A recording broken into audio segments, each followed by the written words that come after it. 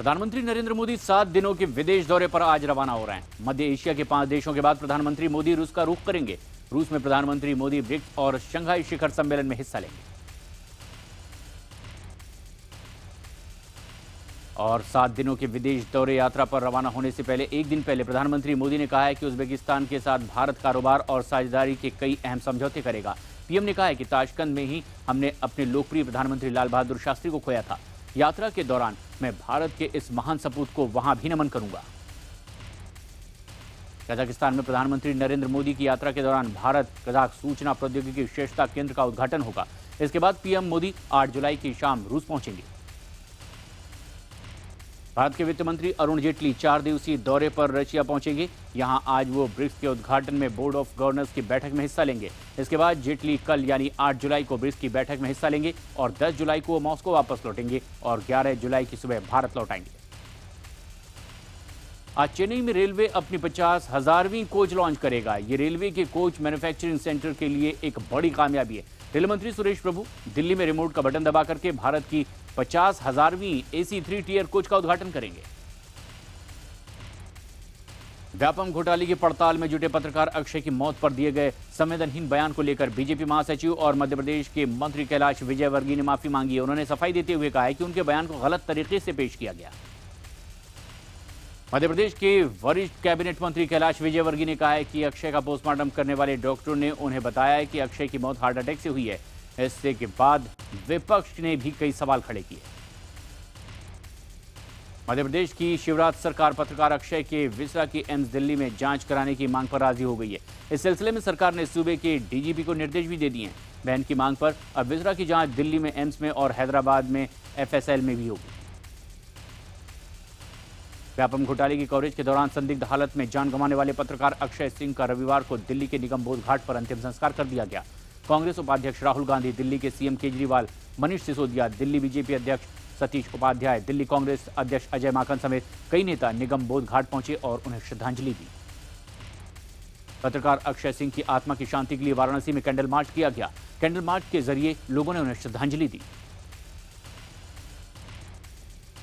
कांग्रेस ने व्यापम घोटाले और इससे जुड़े लोगों की मौत की जांच सुप्रीम कोर्ट की सिटिंग जज की देखरेख में या फिर CBI से कराने की मांग की है। वहीं भोपाल में व्यापम से जुड़े लोगों की एक के बाद एक मौत के बाद कांग्रेस ने शिवराज सरकार के खिलाफ जमकर विरोध प्रदर्शन किया और नारेबाजी की। आम आदमी पार्टी ने व्यापम घोटाले को डेथ घोटाला बताया है तो ब्रॉडकास्ट एडिटर्स गिल्ड ने भी कहा है कि पत्रकार अक्षय की मौत की जांच सुप्रीम कोर्ट की निगरानी में हो।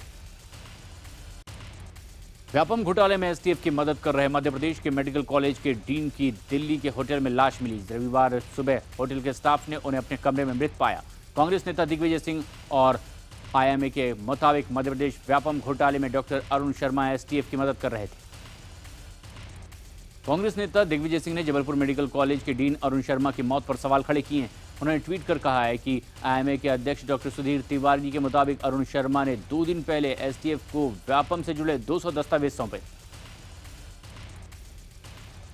महाराष्ट्र के पूर्व मुख्यमंत्री और कांग्रेस के नेता पृथ्वीराज चौहान ने सूबे के मुख्यमंत्री देवेंद्र फडणवीस के अमेरिका दौरे पर सवाल उठाए। चौहान ने कहा है कि फडणवीस अमेरिका दौरा करने के लिए गए और वो भी इतने लंबे वक्त के लिए। उन्होंने इस दौरे पर होने वाले खर्च के बाबत फडणवीस को कटघरे में खड़ा किया है। उन्होंने साफ तौर पर कहा है कि इस तरह से विदेशी मुद्रा नहीं आती।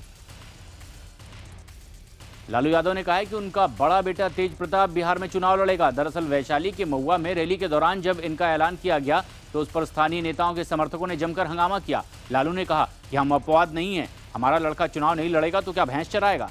लालू का छोटा बेटा तेजस्वी और उनकी बेटी मीसा भी विधानसभा का चुनाव लड़ेंगे। 7 जुलाई को बिहार विधान परिषद की 24 सीटों के लिए होने वाले चुनाव में आधे से ज्यादा प्रत्याशी या तो करोड़पति हैं या फिर उनका आपराधिक इतिहास रहा है।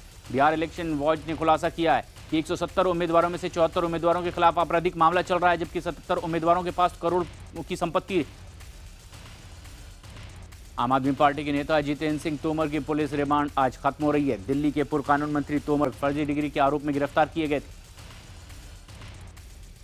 ईडी ने कोयला घोटाले मामले में आपराधिक जांच के तहत देश के विभिन्न हिस्सों में कंपनियों के खिलाफ 5 नए और धन शोधन के मामले में दर्ज किए हैं मामले। और सूत्रों के मुताबिक अब ये नई प्राथमिकियां महाराष्ट्र, झारखंड, दिल्ली, पश्चिम बंगाल और छत्तीसगढ़ में मौजूद कंपनियों के खिलाफ दर्ज की गई हैं।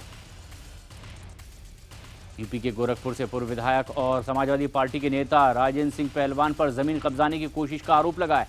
रेलवे के रिटायर्ड कर्मचारी सेविंदर सिंह ने राजेंद्र पर जमीन हथियाने के लिए उन्हें जान से मारने की धमकी देने का आरोप लगाया। इस सिलसिले में सेविंदर ने पुलिस में मामला भी दर्ज करवाया है। जम्मू कश्मीर के नौगाम सेक्टर में पाकिस्तानी सेना ने सीज फायर का उल्लंघन किया है और अंधाधुंध फायरिंग शुरू कर दी है। इस फायरिंग में बीएसएफ का एक जवान भी शहीद हुआ है। अरनिया सेक्टर में भी पाकिस्तान ने संघर्ष विराम का उल्लंघन किया है। यहां भी घुसपैठ की मकसद से ही भारी गोलाबारी की गई है। अरनिया सेक्टर में हुई गोलीबारी में बीएसएफ के टेंट गार्ड और पिस्टल पोस्ट को भी निशाना बनाया गया। भारी गोलाबारी से इलाके के लोगों में दहशत है। पंजाब के फाजिल्का पुलिस ने एक हेरोइन तस्कर गिरोह का पर्दाफाश किया है। तस्करी के आरोप में पुलिस ने बीएसएफ के एक जवान समेत 4 लोगों को गिरफ्तार किया है। आरोप है कि यह गिरोह सरहद पार पाकिस्तान से हेरोइन की तस्करी करता था। बिहार के खड़गिया में नेशनल हाईवे पर हुए एक हादसे में 5 लोगों की मौत हो गई है। वहीं 6 से ज्यादा लोग इसमें घायल हो गए हैं, जिनमें से 3 की हालत नाजुक बताई जा रही है। चश्मदीदों के मुताबिक एक जीप सामने से आ रहे ट्रक से जा टकराई। इस घटना में 4 लोग 1 घंटे तक जीप में ही फंसे रहे और आखिरकार पुलिस ने इन्हें निकाला। केदारनाथ धाम के रास्ते में जंगल पट्टी और भीमपल्ली के बीच एक जगह पर भारी बारिश के बाद जमीन धंसने से यात्रा बाधित हुई है। भूस्खलन की वजह से इस रास्ते में सैकड़ों यात्री फंस गए हैं। भीमबली और लिंचोली में मौजूद एसडीआरएफ की टीम ने वैकल्पिक रास्ता बनाते हुए फंसे हुए यात्रियों को बाहर निकाला और उनको गौरीकुंड सुरक्षित पहुंचा दिया। उत्तरकाशी में मौसम विभाग ने अगले 2 दिनों में भारी बारिश की चेतावनी दी है। प्रशासन ने गंगोत्री और यमुनोत्री रूट पर भी सीमा सड़क संगठन और तमाम अफसरों को सतर्क कर दिया है। पिछले कई घंटों से हिमाचल प्रदेश को भारी बारिश का सामना करना पड़ रहा है। हिमाचल के मंडी जिले में पिछले 7 घंटे से 70 मिलीमीटर बारिश रिकॉर्ड की गई है। सैलानियों और स्थानीय लोगों को नदी से दूर रहने को कहा गया है। फिलहाल हिमाचल में भी अलर्ट जारी कर दिया गया है। पश्चिम बंगाल के दार्जिलिंग में जमीन खिसकने से नुकसान के बाद धीरे धीरे लोगों की जिंदगी अब पटरी पर लौटने लगी है। 1 जुलाई को मिरिक और करसियोंग में जमीन खिसकने से 30 से ज्यादा लोगों की मौत हो गई थी। उत्तर प्रदेश के मुजफ्फरनगर में करीब 12 साल पहले 8 साल के एक बच्चे की सांप काटने से मौत हो गई थी, लेकिन चंद दिनों पहले ही 20 साल का युवक बनकर वो घर वापस लौट आया और घर के लोगों में इसको लेकर खुशी का माहौल है। बच्चे की घर वापसी को लेकर पूरे इलाके में चर्चा भी हो रही है। लोग इसे चमत्कार तक मानने लगे। आगरा में एक भाई ने अपनी मानसिक रूप से कमजोर बहन को घर के कमरे में करीब 4 साल कैद रखा, जिसे आखिरकार गांव वालों की सूचना पर पुलिस ने मुक्त करा लिया। बताया जा रहा है कि भाई ने बहन को इस वजह से कमरे में कैद करके रखा क्योंकि वो मानसिक रूप से कमजोर थी। भूप सिंह को डर था कि उसकी बहन कहीं किसी के साथ मारपीट न कर दे। भूप सिंह अपनी बहन को खिड़की से ही खाना पानी देता था। यूपी के मऊ में दीवार गिरने से 2 महिलाओं समेत 3 लोग इसमें बुरी तरह से जख्मी हो गए हैं। हादसे में घायल बच्चे की हालत नाजुक बनी हुई है। डॉक्टर ने जख्मी बच्चे को वाराणसी अस्पताल भेज दिया है। कानपुर में बंदूक की नोक पर एक महिला के साथ रेप की सनसनीखेज वारदात सामने आई है। महिला को घर में अकेले देखकर दबंग उसके साथ रेप करा था और उसके बाद वहां से फरार हो गया। वारदात की जानकारी मिलने के बाद मौके पर पहुंची पुलिस ने अब केस दर्ज कर लिया है और महिला को डॉक्टरी जांच के लिए भेज दिया गया है। इलाहाबाद में लुटेरों के हौसले इस कदर बुलंद हैं कि वो सुरक्षा बलों के असलों पर भी हाथ साफ कर रहे हैं। हंडिया इलाके में पूर्व ब्लॉक प्रमुख के सरकारी गनर की अब कार्बाइन और मैगजीन चोरी हो गई है। गनर की तहरीर पर अब हंडिया थाने में अज्ञात चोरों के खिलाफ मामला दर्ज कर लिया गया है। खड़गिया के मथुरापुर में ससुराल वालों पर दहेज के लिए अपनी बहू को पीट पीट कर हत्या करने का सनसनीखेज आरोप लगाया।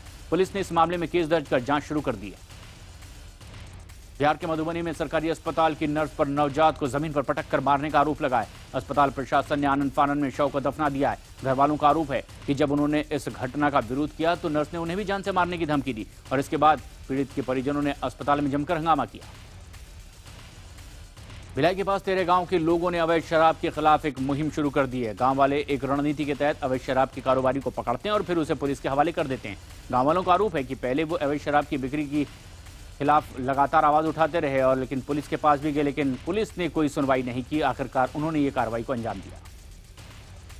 पुलिस यूपी के बलिया में घाघरा नदी अब उफान पर है और सैकड़ों एकड़ जमीन यहां कटाव की शिकार हो गई है। अब तक के 1 दर्जन से ज्यादा घरों को भी घाघरा ने ले लिया है। लोगों का आरोप है कि कटाव की वजह से हो रहे नुकसान को रोकने के लिए प्रशासन कोई कदम नहीं उठा रहा। बरेली पुलिस ने एक ऐसे शातिर बदमाश को गिरफ्तार किया है जिसको मर्डर करने का शौक है। पुलिस का दावा है कि 26 साल का यह अपराधी अब तक 57 लोगों की हत्या कर चुका है। पुलिस के मुताबिक ये अपराधी जिस भी घर में जाता था वहां सभी का कत्ल कर देता था ताकि कोई सबूत न छूट जाए। छत्तीसगढ़ के चावल घोटाले की आग बुझाने का अब नाम नहीं ले रही है। दंतेवाड़ा जिले में कांग्रेसियों ने मुख्यमंत्री रमन सिंह का पुतला फूंका है और जमकर नारेबाजी भी की है। कार्यकर्ताओं ने 2 घंटे तक सड़क जाम भी कर दिया। कांग्रेसियों ने मुख्यमंत्री रमन सिंह, उनकी पत्नी और उनकी साली पर करोड़ों का गरीबों का चावल खाने का आरोप लगाया। छत्तीसगढ़ के लोरमी इलाके में एक गांव में पेड़ गिरने से 15 साल की बच्ची की मौके पर ही मौत हो गई, जबकि 3 लड़कियां घायल हो गई है। ये बच्चियां पेड़ के पास ही नीचे घर के बर्तन साफ कर रही थी और इसी दौरान पेड़ टूटकर लड़कियों पर गिर पड़ा। घायल बच्चियों को अस्पताल में भर्ती करवाया गया और अब वो खतरे से बाहर। मध्य प्रदेश के बालाघाट जिले में 34 आदिवासी युवकों को 5 स्टार होटल में रोजगार मुहैया कराया जाएगा। 2 महीने के प्रशिक्षण के दौरान इन युवकों को बेहतर वेटर बनाने के तमाम गुर सिखाए गए थे। आदिवासी युवकों को कान्हा नेशनल पार्क, जिला प्रशासन और ताज प्रबंधन के बीच हुए करार के जरिए नौकरी दी गई। वर्ल्ड हॉकी लीग में 5वां स्थान हासिल करने के बाद भारतीय महिला हॉकी टीम घर वापस लौटी है। एयरपोर्ट पर टीम का जोरदार स्वागत किया गया और इसी के साथ महिला हॉकी टीम ने 2016 रियो ओलंपिक्स में जगह बना ली है। 35 साल बाद भारतीय महिला हॉकी टीम को ओलंपिक में खेलने का एक बार फिर मौका मिलेगा। इंग्लैंड ने भारतीय हॉकी टीम के डिफेंस की कलाई खोलते हुए रविवार को 5-1 की जबरदस्त जीत हासिल की है और इस जीत के साथ ही इंग्लैंड ने FIH hockey world league semifinals में कांस्य पदक हासिल कर लिया है। भारत के लिएंडर पेस और कनाडा के डेनियल नेस्टर की जोड़ी विंबलडन के पुरुष डबल्स के प्री क्वार्टर फाइनल में पहुंच गई है।